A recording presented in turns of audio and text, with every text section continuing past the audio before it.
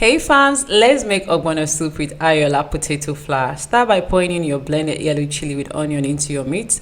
Add some salt into it, add seasoning powder into it, and then stir this to combine properly. So I'm using yellow chili here. The aroma of yellow chili is amazing, but if you prefer to use dry chili or Cameroon pepper, it is totally fine.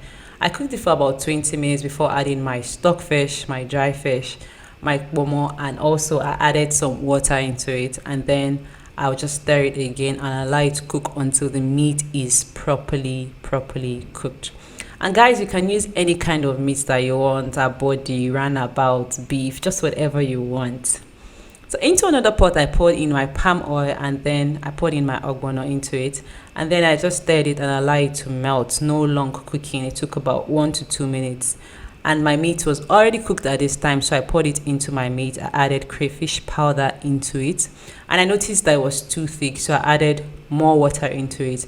It's better that it is thick and you're able to adjust it than for it to be watery.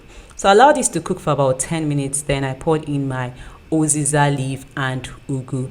And guys, if you have never used 𝐭𝐡𝐞𝐤 in your ogbono soup, you are missing out. You need to try this. So I just stirred it, and then I left it for about 2 minutes, and I took it off the heat. And into another pot, I'm making my Ayoola potato flour. I allowed the water to boil, then I'm just pouring in my flour and then stirring it.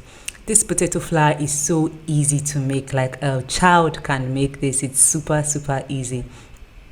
And guys, Ayoola potato flour is made from 100% Irish potato.